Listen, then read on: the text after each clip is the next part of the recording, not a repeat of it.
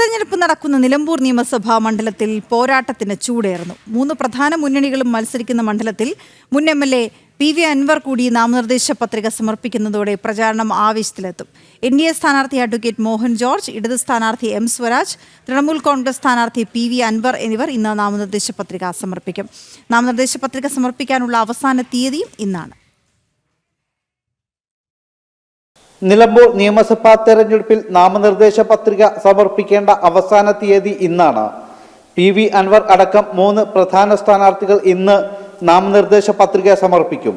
ഇതോടെ തിരഞ്ഞെടുപ്പ് പ്രചാരണ രംഗം കൂടുതൽ സജീവമാകും.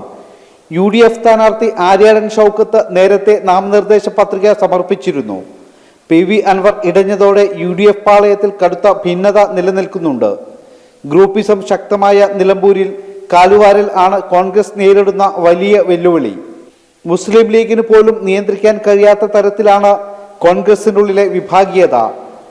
ഇതിനിടെ അൻവർ വിഷയത്തിലും നേതാക്കൾ 2 തട്ടിലായത് പാർട്ടിക്ക് കനത്ത തിരിച്ചടിയായി.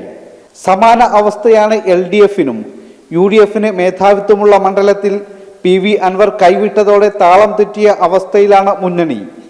നിലവിൽ നിലമ്പൂർ നഗരസഭയടക്കം 8 തദ്ദേശ സ്ഥാപനങ്ങളിൽ 3 എണ്ണത്തിൽ മാത്രമാണ് LDF-ന് ഭരണമുള്ളത്. മലയോര മേഖലയിലെ പ്രശ്നങ്ങൾ കൃത്യമായി അറിയുന്ന വ്യക്തിയെ സ്ഥാനാർത്ഥിയാക്കിയതിന്റെ ആത്മവിശ്വാസത്തിലാണ് NDA ക്യാമ്പ്. 4 പതിറ്റാണ്ടിലേറെ കാലം നിലമ്പൂരിൽ സജീവ പൊതുപ്രവർത്തനം നടത്തുന്ന വ്യക്തി കൂടിയാണ് അദ്ദേഹം. മലയോര മേഖലയിൽ നല്ല സ്വാധീനവും മോഹൻ ജോർജിനുണ്ട്. ക്യാമറാമാൻ കൃഷ്ണകുമാറിനൊപ്പം ശിവദാസ് കന്മനം, ജനം, മലപ്പുറം.